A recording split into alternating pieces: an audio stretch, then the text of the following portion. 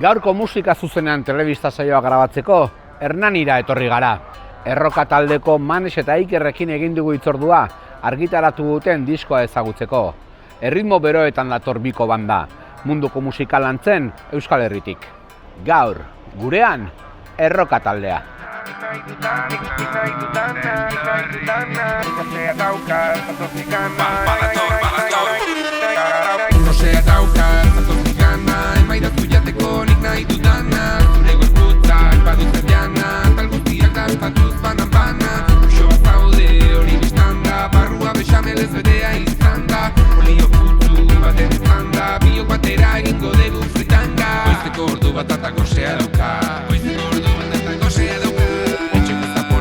Izenak izana ematen dio Erroka taldeari. Errodun musika kalean. Guga Iker eta Manes, eta gutxikitatik joten ginen musika eskolara batea, piano jotzen genuen biak. Baina momentu batean bai erabaki genula, hori, genula kalean jo, musika. Orduan, karo, nola biak pianoa jotzen genuen, kalean pianoa igual ezan oso erosoa. Orduan erabaki genuen, beak ikasi zuen biolina, eta nik ikasi nuen akordoia. Eta hori jotzen genitu, gustatzen zitzaizkigun kantak, herrialde desberdinetako kantekin hasi ginen, eta horrela. Eta momentu batean, esan genuen, zeba ez dugu iten elektrokumbia, o ezakit zerbait. Eta, bale. Eta hori zenunkan ideia fijo bat ez, goatzen talde bat egitera, goatzen talde bat sortzera. Zan pixka bat hori, goatzen elektrokumbia egitea, eta genuen base oso txar bat. Jo genuen erraniko gaztetxea, jendea gustatu zitaion. Eta pixkanaka hortik antiratzen, eta azkenean ikusi genuen kanta asko genezkala, eta kontzertu baterako matetzula, eta hortikan. Igu hasi ginen kalean jotzen, eta izeneko K hori erro dakagu, erro desberdinetako musika jotzen dugulako, eta K kalean hasi ginelako jotzen. Azkenean, musika, herrialde bateko musika, folklorea bada ez dakit herrialde horretako kulturaren erroaren edo sustraietako parte ez, orduan ez dakit, erroka. Akordoia eta bibolina dira talderen musika elementu organiko nagusiak. Munduko herrietako musikan, ohikoak dira tresna hauek, baita Euskal Herrian ere. Azkenean, akordoia eta biolina nahiko bersateiak dira, herri musikan toki desberdin pila batetan erabiltzen dira. Eta guasi ginean hori, toki desberdinetako kantak jotzen, ez da intzaia toki desberdinetan aurkitzea akordoia eta biolinan doinuak. Edo igual naiz originalki ez euki instrumentotako bat, inkorporatzeko ez zian intzaiak. Eta saiatu gara bastante estiloak nahasten baita, eta kontzertutan konturatu ginen erritmo latinoak zekatela harrera hobea. Guk ez genuen nahi beste tokitako musika alde batera utzi, baina azkenean hartu dula pixu importanteago bat erritmo latinoek ze jendeak erantzun hobea zeukan. Baina, azkenean saiatu gara dena pixka bat nahasten. Eta egin ditugu nasketak, latinoa irlandesarekin batera, eta, nasketa desberdinak egin ditugu. Horitzuk esan ez duna, herrialde desberdinetako kantak, bertako erritmo tradizionalak hartu ditugu, eta gero base elektronikoak gu produzitzen ditugu, eta hori, etorrela joten dugu kontzertutan. Nik esango nuke diskoko kantetan bakarra dagoela Euskalduna, gero kontzertuan beste bat edo bi sartzen ditugu. Baina diskoan bakarra dago, herri desberdinetako musika eginda ez genulako nahi utzi euskal musika ere kanpo. Baina bestela Euskaldun tradiziotikan daukana, esango nuke bakarrikan hizkuntza dela. Ezta? Kanta guztiak euskeraz hori, bai.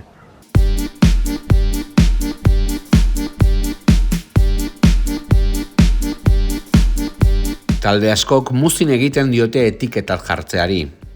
Erroka taldeko lagunak ordea argi dute eurena.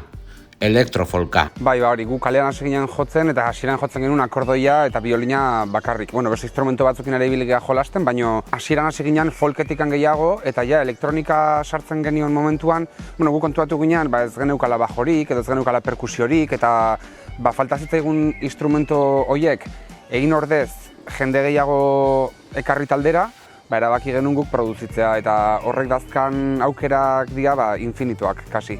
Bi pertsonen artean sortu dezakegu nahi dugun soinua. Pixkanaka ikasten nahi geha, ez dakagu hainbesteko kapazitatea ez da ere, baina ematen digula aukera nahi dugun bezala diseinatzeko kantak eta gure ikutua emateko.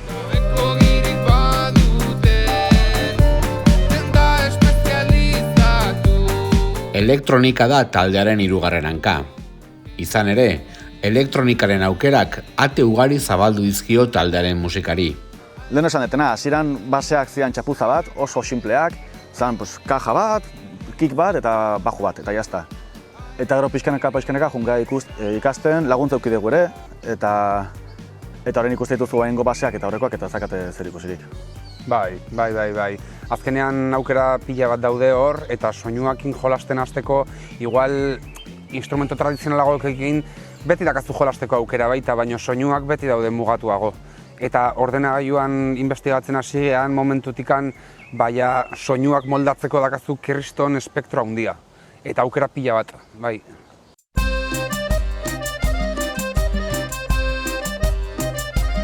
Kantuen jatorria edozein lekutik etorri daiteke. Ostegunak tilotan abestian esaterako, azeituna batetik abiatu zen.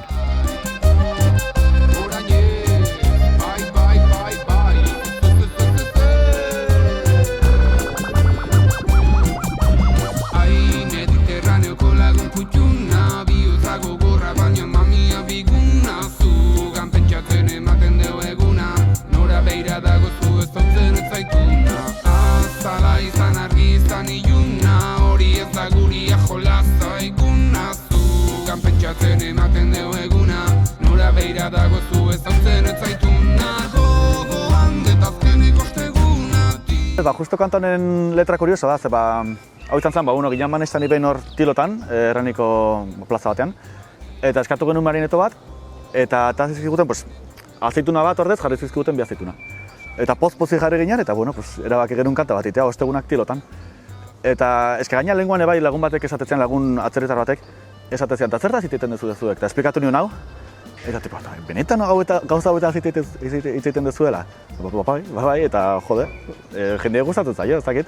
Gaina letra pixkat ebai da jolasten du, azeituna deskribatzen du, baina azeituna esan gabe espitizuki azeituna deskribatzen ez zela, eta horren hitz jokoak sortatzen dira hor, eta polita da.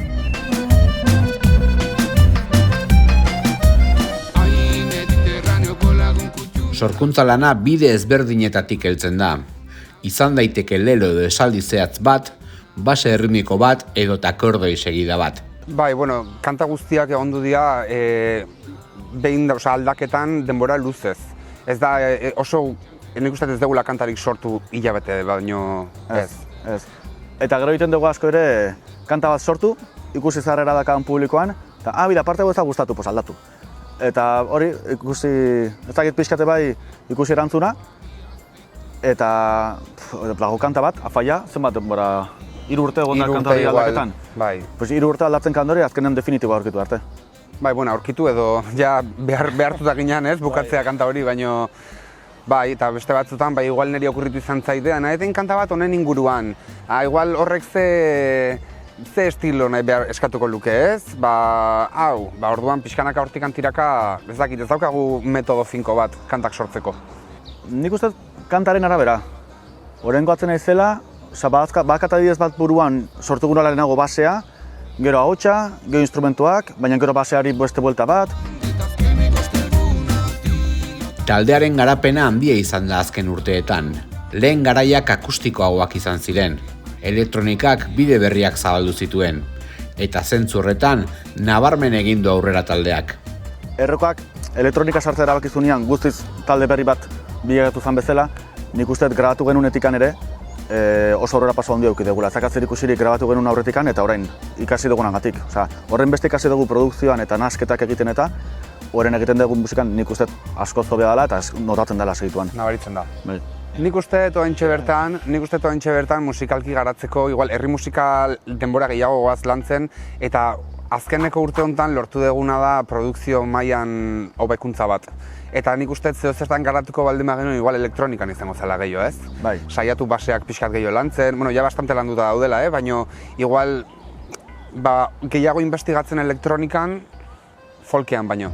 Eta egia da adibidez guk zuzenean ordenagailuak gutxi erabiltzen dugu, zuk esaten duzuna jartzen dugu basea, baina uzten dugu hor nahita. Nahi dugu ordenagailuak ukitza presentzia ere, azkenean eskego da iaia taldeki bat bezala. Guk ensaiatu baino gehiago guk sartitugu orduak ordenagailu aurrean produzitzen.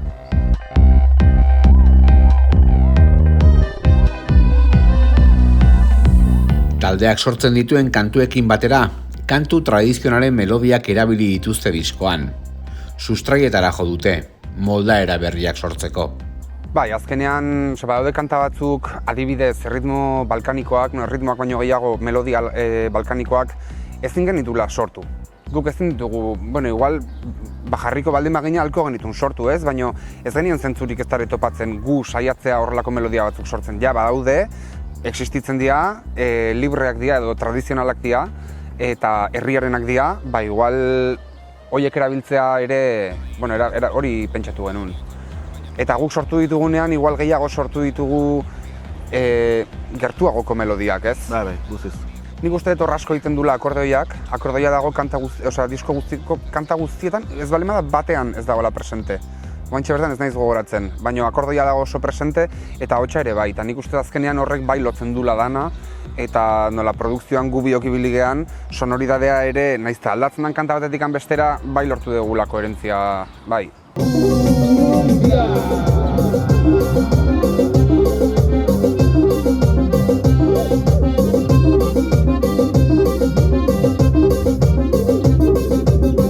Beti egon nahi dutan ez goikoian, eko elikaduraren paranoian, den autogestio den sasoian, barata jarri den bakoian. Agulandare sinestroak, ongetorri alioen zatxerta testoak, hauxe onartzen dit presupuestoak, pabentrago ziren beten detiestoak, ean baitak ematen dit. Estudioko lanean ahotsaren lanketari eman diote garrantzia. Autotune asko dago, bestelako ahots efektuekin batera. Kantu bakoitza landu dute aurriritzirik gabe, modu askean. Zuzenekoetarako berriz, gordinago aritzen dira, zuzenago. Ez hartzen diogu, ekualizatzen dugu hori beti, baina efektuak desberdinak gehien bat autotunea. Bai. Autotunea handia jartzen. Segutze kanta, baina kanta batzuei autotunea asko sartzen diogu.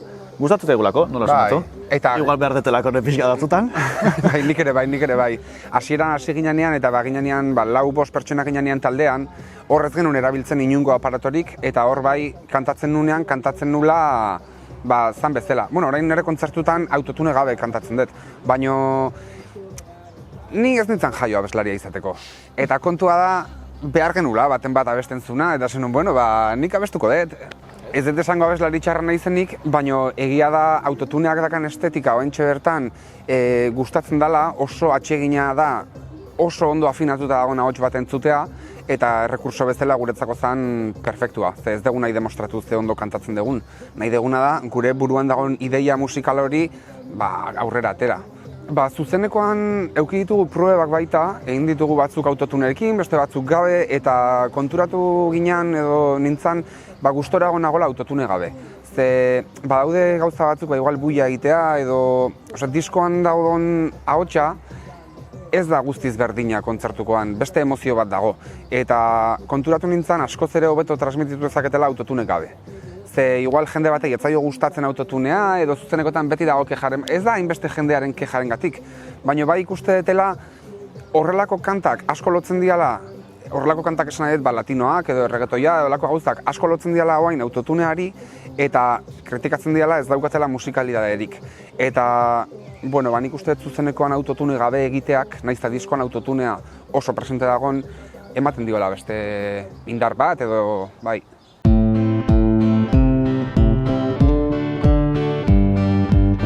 Azken garaian gora egin dute ritmo beroek gurean. Giro latinoak, kumbia edo reggaetoia era azkarrean zabaltzen ari dira gazte jendearen artean. Gu hasi ginean ez dut uste bazegoenik hola reggaetoirik Euskal Herrian edo euskeraz egindakoa behintzat. Eta gu ere pixat kasualidadez iritsi ginean hortara. Eta bai konturatu gara, igual elektronika sartu genuen orain dela 5 urte.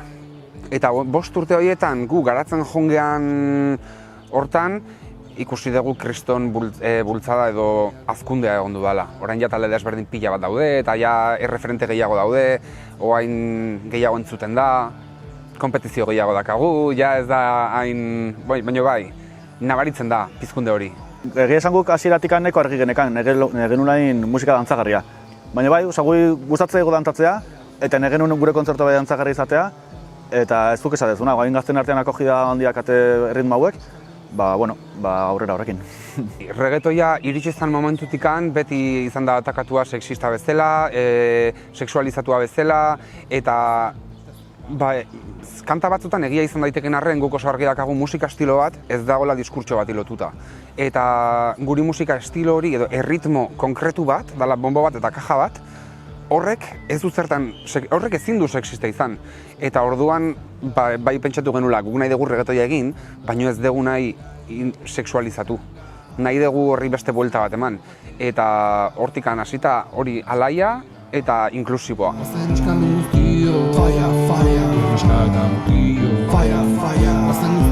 Izan ere, taldeak letra berezia jorratzen ditu bera bestietan. Jatekoa, frutak edo barazkiak nagusi dira diskoko ia kantu guztietan. Badago korronte bat edo artista desberdin pila bat zentratzen dianak janarian. Janarian eta janaria fruta, barazkiak eta hori guztia. Ez dakit zehazki zergatik, baina badago korronte hori. Eta guk ere ikusi genuen azkenean frutak eta barazkiak eta honek danak dakala kriston variedade pila, aparte herriko musikakin ere lotuta dagoela, adibidez Latinoamerikan kumbiak eta horrela edozein barazkiri eskenitako kumbiak daude. Eta ikuste genuen hor bazegoela variedade bat, kolore bat, postasun bat, aproposa gure kantutarako. Ez genekan horrela zerbait zehatza abestu zeri nahi genion abestu, eta ikusi genuen janarian eta koloreetan eta horrela genekala nondik tiratu. Momentu honetan, esango nuke, hola esplizituki fruta bat edo janari bat esaten ez duen kanta bakarra igual izango da oigu hemen. Oigu hemen. Eta listo, beste guztia, bete gate keinuren bat horrela janariari edo, bai.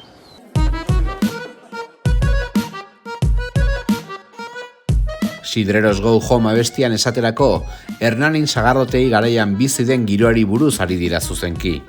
Izenburuak dena esaten du.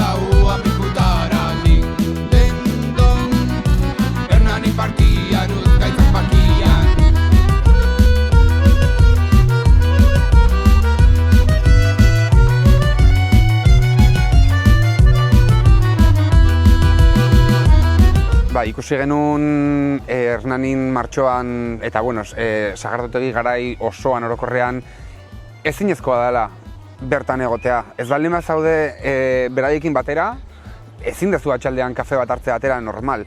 Eta bazan gauza bat asko pixatzu ziguna, eta igual larun batero ikusten genuen Hernaniko jendea Hernanitikan kanpo. Eta konturatu ginen, hainbeste punk eta hainbeste gauzen kontra gaude eta hainbeste gauza baino honen kontra ez dago ezer. Eta esan genuen horrik kanta bat egin behar diogu. Eta justo kanta hortan esango nuke, aurreneko izan zala izenburua. Sidreros Go Home. Eta gero hortikan junginan, pixkanaka eraikitzen, baino bai. Iritsi da puntua gainea, uste oinatikoak ziala, oinatiko lagun batzuk. Ez diala etortzen Hernanira, zasatut eski, Hernanin ezin dagoen. Zagak kanpoko jendeari eta dena molestatzen dio Hernanin dagoen giroak larun batetan.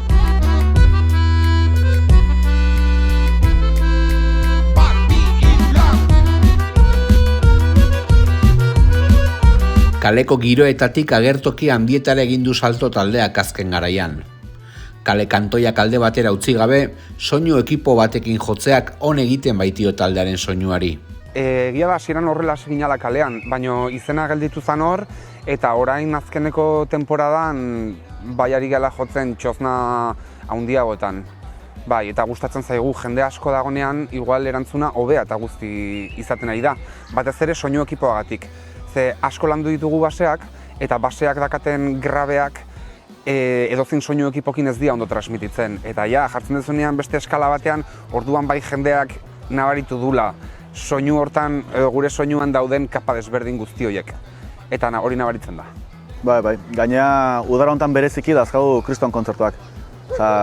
Zenbat, 5, 6, ez dakit zenbat dian? 8 dazkagu. 8 kontzertu dazkagu, eta denak nik uste oso onak. Ez dago ez da bat ola osimaz, ondo. Denak kriston kontzertuak. Badakagu orduta 20 minutu inguruko kontzertu bat, eta diskoko kanta guztiak doaz barruan, eta gero bai, bertsio batzuk ere bai. Eta hori, gure diskoko kantak ez dijoaz ordenean, dago guztiz beste modu batera egituratuta. Horrek egin ditun zalantza asko nola egin diskoko kanten ordena, edo kontzertuarena jarraitu edo beste bat berria. Eta egia esan interesgarria da nola dazkagun bi sekuentzia desberdin, bat diskorako eta beste bat zuzenekorako, eta biak dakate beraien funtzioa. Bai, kontzertutako ordena pixka bat, munduan bide bat baldin batzan bezala, horren aztega pixka Ekialdean, Errusialdean, gero juten Balkanetara, Irland, pixka bat eskubitik ezkerrera, guaz.